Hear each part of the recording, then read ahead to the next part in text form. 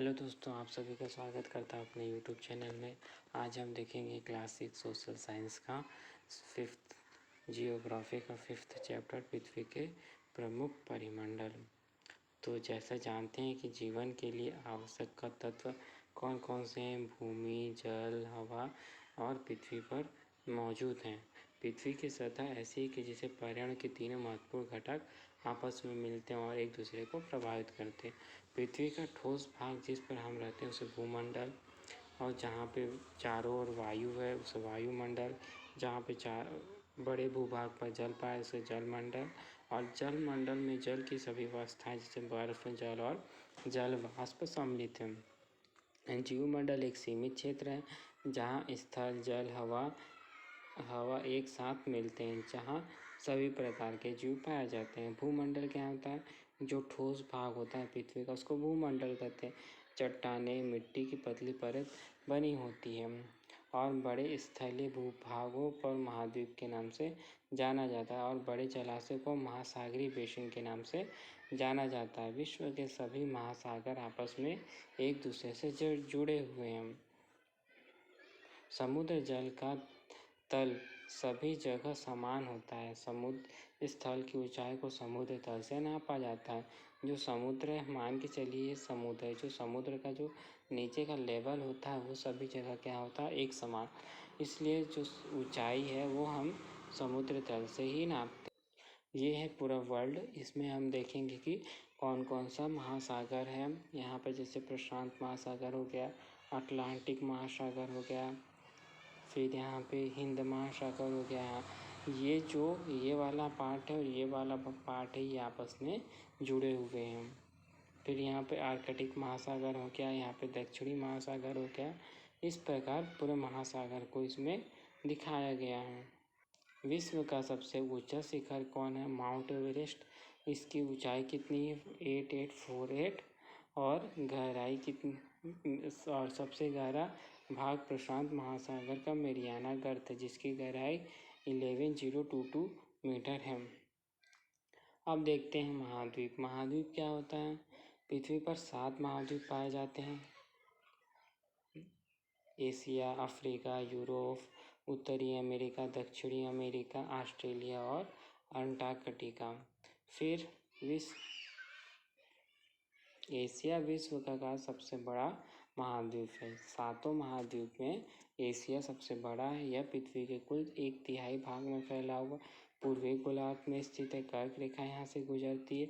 Ural पर्वत है जो इससे यूरोप से अलग करती है एशिया को। और यूरोप क्या, फिर उसके बाद यूरोप क्या, बहुत छोटा है, यहाँ पे पश्चिम में स्थित है। आर्कटिक वृत्त इससे होकर गुजरती है, 3 तरफ से जल से घिरा हुआ है। अफ्रीका क्या करती है? ये एशिया के बाद दूसरा सबसे बड़ा महाद्वीप है। विषुवत वृत्त या 0 डिग्री अक्षांश इस महाद्वीप के मध्य से होकर, जैसे एशिया से कर्क रेखा तो अफ्रीका से विषुवत रेखा होकर गुजरती है। अफ्रीका बहुत बड़ा भाग उत्तरी गोलार्ध में स्थित है। यहाँ पे कर्क, विषुवत और मकर तीनों रेखाएं गुजरती है। सहारा का रेगिस्तान सबसे गर्म है। यह महाद्वीप चारों तरफ से समुद्रों और महासागरों से घिरा हुआ है। विश्व की सबसे लंबी नदी कौन सी? नील नदी अफ्रीका में से होकर गुजरती है। और कर्क रेखा, मकर रेखा और विषुवत रेखा इनमें किन किन भागों से होकर गुजरती है मानचित्र में बताया गया। उत्तरी अमेरिका विश्व का तीसरा सबसे बड़ा। तो पहले सबसे आ जाता है एशिया, यूरोप, फिर उत्तरी अमेरिका। उत्तरी अमेरिका में क्या, एक संकरीय स्थल से, जो दक्षिण अमेरिका में एक संकरीय स्थल से जुड़ा हुआ है, पनामा स्थल संधि। यह महाद्वीप पूरी तरह से उत्तरी और पश्चिमी गोलार्ध में स्थित है। इन महाद्वीपों को 3 महासागर से घिरा हुआ है। दक्षिण अमेरिका अधिकांश भाग दक्षिणी गोलार्ध में है। यहाँ पे एंडीज विश्व की सबसे लंबी पर्वत श्रृंखला एंडीज है और अमेजन नदी बहती है। ऑस्ट्रेलिया में क्या है?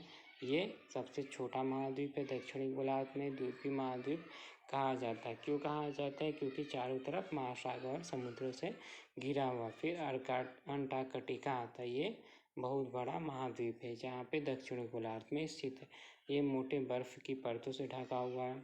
यहाँ पे स्थायी मानव निवास नहीं करते, क्योंकि यहाँ पे सब जगह पानी ही पानी है। भारत के भी यहाँ पे बहुत सारे देशों के शोध केंद्र है। भारत के भी मैत्री और दक्षिण गंगोत्री। अब जलमंडल क्या होता है? पृथ्वी को नीला ग्रह कहा जाता है, क्योंकि 71% भाग पर जल है, 29% भाग पे स्थल है। जलमंडल में जल के सभी रूप उपस्थित होते हैं। यहाँ पे महासागर, नदियाँ, झील, हिमनद, भूमिगत जल और वायुमंडल होती है। पृथ्वी में पाए जाने वाले 97 पर अधिक भाग महासागरों में पाया जाता है एवं वहाँ इसका अधिक खतरा और मानव के उपयोग में नहीं आ सकता। शेष जल का बहुत बड़ा भाग बर्फ की परतों और हिमनद और भूमिगत जल के रूप में पाया जाता है। जल का बहुत कम भाग अम्लवर्ण जल है, जो मनुष्य इस्तेमाल करता है। नीले ग्रह में रहने के बावजूद हम पानी की कमी को महसूस करते हैं, क्योंकि अधिकतर पानी लवणीय है जो उपयोग लायक नहीं है। अब महासागर जल मंडल की मुख्य भाग है। ये आपस में एक दूसरे से जुड़े होते हैं। इसमें तरंगे, ज्वार भाटा, महासागरीय धाराएं, महासागरीय जल तीनों मुख्य गतियाँ होती है। बड़े से छोटे आकार के आधार पर क्रमशः 5 महासागर प्रमुख है, जैसे प्रशांत महासागर, अंटार्कटिक, हिंद, दक्षिणी महासागर और आर्कटिक महासागर। ठीक, इसको हमने मैप में देखा भी था। आगे देखते हैं। प्रशांत महासागर सबसे बड़ा महासागर है। यह पृथ्वी के 1/3 भाग में फैला हुआ। पृथ्वी का सबसे गहरा गर्त मैरियाना गर्त है। प्रशांत महासागर लगभग वृत्ताकार एशिया, ऑस्ट्रेलिया, उत्तरी और दक्षिण चारों जगह पे ये स्थित है। फिर आर्कटिक महासागर विश्व की सबसे बड़ा महासागर। ये उत्तरी और दक्षिण अमेरिका के पश्चिमी किनारों पर और पूर्वी किनारों पर यूरोप और अफ्रीका है। यहाँ पे प्राकृतिक पोताश्रय एवं पत्तनों की आदर्श स्थिति है। फिर व्यापार की दृष्टि से यह सभी व्यस्त महासागर है। हिंद महासागर ही एक ऐसा महासागर है जिसका नाम किसी देश के नाम पर पड़ा, यानी भारत के नाम पर। त्रिभुजाकार इसकी आकृति। उत्तर में एशिया, पश्चिम अफ्रीका, पूर्व में ऑस्ट्रेलिया है। चारों ओर दक्षिण महासागर में आर्कटिक का महाद्वीप के चारों ओर से घेरता है। उत्तर की ओर 60 डिग्री और दक्षिण की अक्षांश तक फैला हुआ आर्कटिक महासागर उत्तर ध्रुव वृत्त में स्थित है। यह उत्तर ध्रुव के चारों ओर फैला हुआ। प्रशांत महासागर में छिछले जल वाले संकीर्ण भाग से जुड़े, जिसे बोरिंग जल संधि के नाम से जाना जाता है। यह उत्तरी अमेरिका के उत्तर तटों तथा यूरेशिया से घिरा हुआ। वायुमंडल क्या होता है? चारों ओर वायु से घिरा होता है।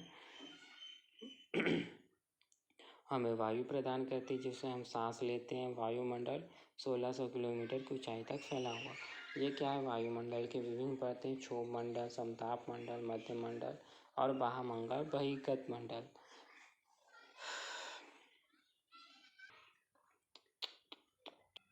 अब वायुमंडल में जो है नाइट्रोजन की सबसे ज़्यादा प्रतिशत है, 78%। ऑक्सीजन, फिर उसके बाद फिर कार्बन डाइऑक्साइड, आर्गन और ये सब गैसें उपलब्ध हैं। ऑक्सीजन क्या है? सब सांस लेने के लिए आवश्यक है। अब नाइट्रोजन क्या है? तो प्राणियों की वृद्धि के लिए भी आवश्यक, लेकिन नाइट्रोजन वे दूसरे रूप में लेते हैं। फिर कार्बन डाइऑक्साइड बहुत कम मात्रा में है, लेकिन यह पृथ्वी के द्वारा छोड़ी गई ऊष्मा को अवशोषित करती है। पृथ्वी गर्म रहती है, पौधे की वृद्धि के लिए भी आवश्यक। जैसे ही हम वायुमंडल में ऊपर जाएंगे तो वहाँ पे क्या तेज़ी से जो हवा होगी वहाँ कम होने लगेगी, जिससे सांस लेने में हमें कठिनाई होती है ऊपर जाने पर। अब ऊपर जाने पर क्या होता है? तापमान भी घटता जाता है। वायुमंडल पृथ्वी पर दबाव डालता रहता है, एक स्थान से दूसरे स्थान पर अलग अलग होता है। कुछ क्षेत्रों में हमें अधिक दबाव महसूस होगा तो कुछ क्षेत्रों में कम। वायु उच्च दाब से निम्न दाब की ओर बहती है। अब जीवमंडल क्या होता है? जहाँ पे जीव रहते हैं। जल और हवा के बीच एक सीमित भाग है, वहाँ पे जीवन मौजूद होता है। जीवों की बहुत सी प्रजाति जो सूक्ष्म जीव, बैक्टीरिया से लेकर बड़े स्तनधारियों के लिए आकार में पाए जाते। मनुष्य सहित प्राणी जीवित रहने के लिए एक दूसरे से और जीवमंडल से जुड़े रहते हैं। जीवमंडल एक जंतु जगत, एक पादप जगत, 2 भागों में विभाजित है। पृथ्वी के ये तीनों परिमंडल आपस में पारस्परिक क्रिया करते हैं और एक दूसरे को न किसी रूप में प्रभावित करते हैं। जैसे लकड़ी तथा खेती के लिए वनों को काटा जाए तो ढलुआ भाग पर पानी का कटाव तेजी से होने लगता।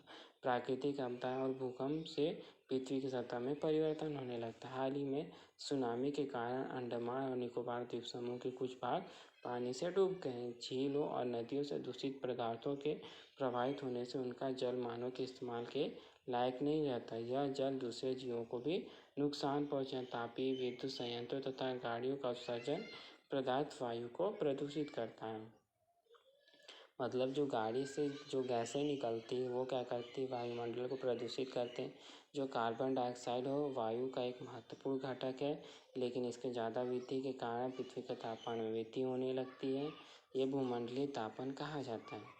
भूमंडल, वायुमंडल और जलमंडल के बीच के प्राकृतिक संतुलन को बनाए रखने के लिए पृथ्वी के संसाधनों के सीमित उपयोगों की आवश्यकता होती है। ठीक है, जो पृथ्वी में संसाधन है वे हमें सीमित मात्रा में यूज करना चाहिए, उसका दुरुपयोग करना चाहिए।